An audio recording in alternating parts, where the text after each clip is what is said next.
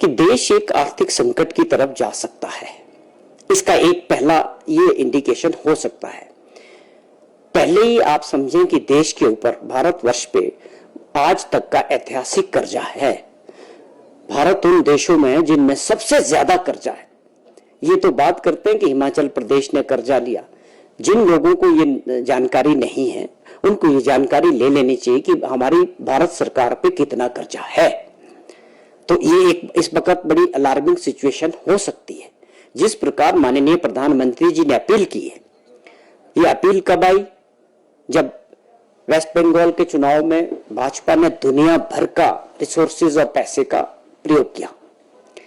खैर एनीवेज, अब उनकी अपील के बाद क्या असर हुआ?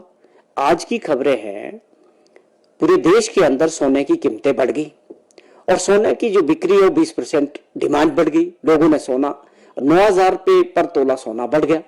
तो आपकी इस अपील का क्या फायदा हुआ?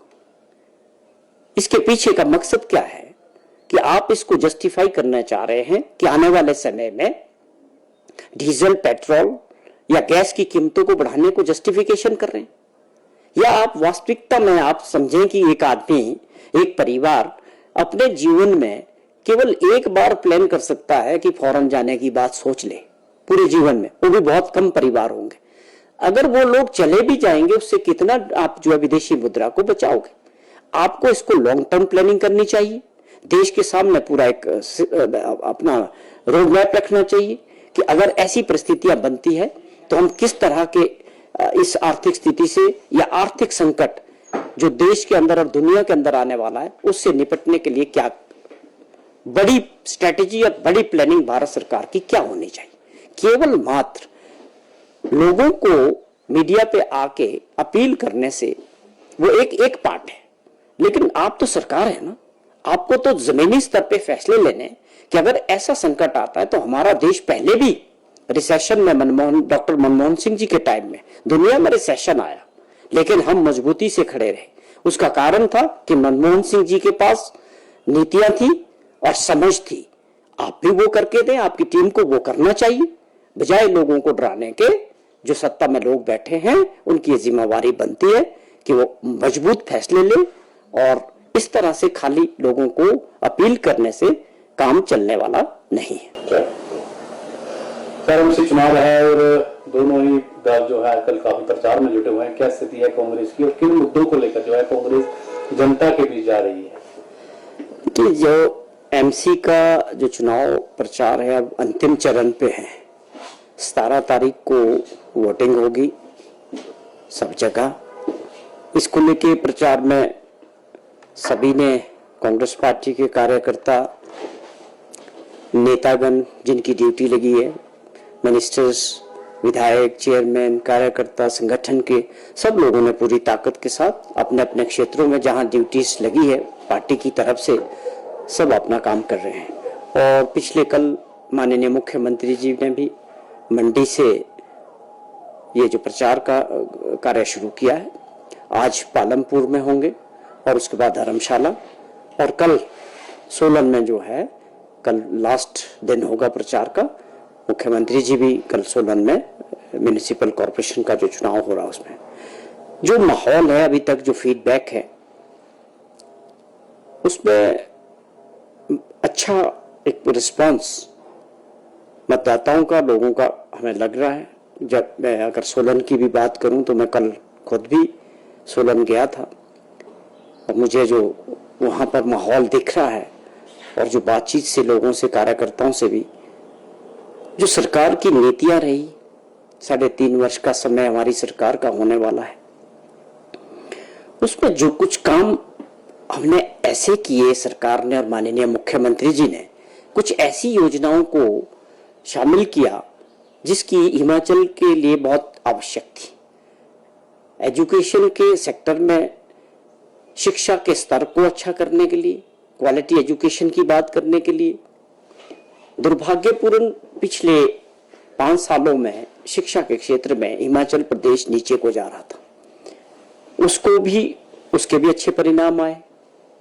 और क्वालिटी एजुकेशन में जो फैसले लिए गए शिक्षा के क्षेत्र में, चाहे आप देखें कि फर्स्ट क्लास से इंग्लिश मीडियम करना या तकरीबन 150 स्कूलों को सीबीएसई के साथ जोड़ना, इन सभी फैसलों का लोगों में एक बहुत अच्छा मैसेज गया। और आप ये समझें कि सीबीएसई स्कूल करने के लिए तो एक हमारे विधायकों में भी और सब में लोगों में एक होड़ सी दिख रही है। ये ठीक है कि कुछ कार्यों को आगे बढ़ाने के लिए जब व्यवस्थाओं में परिवर्तन करना होता है, जो काफी सालों से चल रही होती है, उसमें थोड़ी बहुत शुरुआत में दिक्कतें आती है, उसको स्टेबल करने का और उसमें कुछ चीजों को ठीक करने में थोड़ा समय लगता है। उस दौर से गुजर रहे हैं, लेकिन इसका बहुत अच्छा परिणाम भविष्य में हमारे जो बच्चे होंगे, उनका जो शिक्षा का स्तर होगा, वो कहीं भी अपने आप को देश के अंदर अपने आप को अच्छी जगह पाएंगे। तो ये कुछ ऐसे फैसले थे जो केवल मात्र मुख्यमंत्री जी ही कर सकते थे, कि वो ये समझते हैं कि हम आज कुछ ऐसे फैसले करेंगे जिसका आने वाले समय में सबको फायदा होगा। उसी तरह हेल्थ के क्षेत्र में हमारी सरकार ने बहुत अच्छा काम किया। 1750 करोड़ रुपए की एक प्रोजेक्ट बना के पुरानी जो टेक्नोलॉजी है, मशीन्स है या रोबोटिक सर्जरीज की बात करें, ये बहुत बड़े फैसले जो है, मुझे लगता है किसी और राज्यों में इतने बड़े स्तर पे रोबोटिक सर्जरी की तरफ जाना, एमआरआई की एडवांस टेक्नोलॉजी को अपनाना, या और डॉक्टर्स के क्षेत्र में, पैरामेडिकल के क्षेत्र में हमने कोशिश की है कि हेल्थ सेक्टर को हम अच्छा करें और अगले फेज में रूरल गांव तक जो है इस क्षेत्र को मजबूत करें, उसमें भी तेजी से आगे बढ़े। और ग्रामीण अर्थव्यवस्था में भी बड़े अच्छे फैसले किए हैं। दूध के क्षेत्र में जिस प्रकार से कीमतें बढ़ी है, लोगों को इसका फायदा दिखना शुरू हो गया। 20 रुपए लीटर दूध की कीमत बढ़ना और वो दूध की जो प्रोक्योरमेंट है वो बहुत ज्यादा बढ़ी है और इंफ्रास्ट्रक्चर को बढ़ा रहे हैं। ये सारे फैसले ग्रामीण अर्थव्यवस्था को मजबूत करने के लिए, और हमारी माताएं बहनें जो गांव में रहती है, उनके जेब में 10-12 हजार रुपया महीने का आए, वो जिससे वो अपने परिवार को और अपने बच्चों को पढ़ा सके। तो इस तरह के फैसले हैं कि लोग छोटे से रोजगार के लिए गांवों से शहरों की तरफ माइग्रेट ना करें। ये एक ऐसी लॉन्ग टर्म प्लानिंग माननीय मुख्यमंत्री जी ने की है, जिसको हो सकता है कि कुछ लोगों को पहले समझने में समय लगेगा, लेकिन इसके परिणाम बहुत अच्छे होंगे, क्योंकि ये प्रदेश हित में और ये फैसले लिए जा रहे हैं। ये सारे मुद्दे जो है इन चुनाव में भी जमीनी स्तर पे इस पे चर्चा हो रही है कि 3 साल 3.5 साल के कार्यकाल में कांग्रेस सरकार ने कौन से ऐसे फैसले किए जो जनता को लग रहे हैं। और दूसरी बात, माननीय मुख्यमंत्री जी की एक आम आदमी की छवि भी लोगों के बीच दिख रही है, और एक चीज दिख रही है कि उनके पास चैलेंजेस थे, आर्थिक चैलेंज भी था, साथ में प्राकृतिक चैलेंजेस भी थे, और उसके अलावा जो है सरकार को गिराने के प्रयास भी हुए। इन सभी चैलेंजेस को पार करते हुए आज आर्थिक स्थिति में काफी अच्छा सुधार हुआ है, किसी तरह की कोई समस्या नहीं है। हमारी सरकार के खिलाफ गलत चीजों को पेश करके, अभी पिछले 2 दिन पहले माननीय प्रधानमंत्री जी ने भी इस बात का जिक्र किया कहीं कि भाई हिमाचल प्रदेश एक ऐसा राज्य है जहां पर पे देने के लिए पैसे नहीं है। हमें बड़ा दुख हुआ कि देश के प्रधानमंत्री जी को बिना जानकारी के, बिना फैक्ट्स के किसी भी राज्यों के प्रति ऐसी बयानबाजी नहीं करनी चाहिए। या तो वो बताएं फैक्ट्स के साथ कि कौन सा ऐसा लोग है, सरकारी कर्मचारी है जिनको पे नहीं मिल रही है।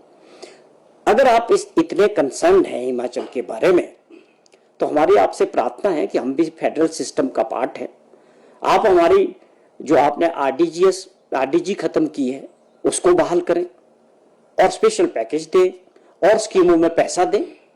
अगर आप इतना कंसर्न है कि हिमाचल का जिक्र करते हैं दूसरे राज्यों में, तो आप इन बातों पे गौर करें, हिमाचल के लोगों की और सरकार की मदद करें।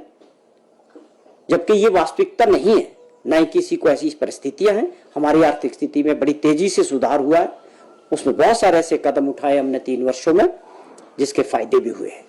जैसे आप देखें कि हमने जो जितने भी पीडब्ल्यूडी के रेस्ट हाउसेस थे उनको ऑनलाइन बुकिंग करके, फॉरेस्ट के रेस्ट हाउसेस थे, ऑनलाइन बुकिंग करके पिछले साल हमने 6 करोड़ रुपया एडिशनल रेवेन्यू उससे हमको प्राप्त हुआ। और उसी तरह अब जो हमारे आप समझें जो सर्किट हाउसेस है हिमाचल के अंदर, उनको ऑनलाइन बुकिंग पे डाल दिया। उससे क्या होगा कि हिमाचल प्रदेश के आम नागरिक को ये सुविधा मिलेगी, चाहे वो हाउस आपके सर्किट हाउसेज है, चाहे फॉरेस्ट के रेस्ट हाउसेज है, चाहे पीडब्ल्यूडी के रेस्ट हाउसेज है। पहले इसमें क्या था कि केवल मात्र राजनीतिक दृष्टि वाले लोग या अधिकारियों का कब्जा रहता था, उनको प्राथमिकता मिलती थी। लेकिन ये फैसला करके माननीय मुख्यमंत्री जी ने एक मैसेज दिया है, हिमाचल प्रदेश के आम नागरिक को इस अधिकार है, वो इन रेस्ट हाउसेज में, सर्किट हाउसेज में रह सकते हैं और इसकी बुकिंग कर सकते हैं। तो मैं समझता हूं ऐसे फैसले पहले कभी नहीं हुए हैं, ये आम लोगों के लिए खोल दिए गए। ये सारी चीजें इस चीजें, और मैं पूरी उम्मीद है कि इन चारों जगह जो है मुकाबला अच्छा है और अच्छे परिणाम आएंगे। कांग्रेस के म्युनिसिपल कॉर्पोरेशंस यहां पर बनेंगे। विपक्ष जो है लगातार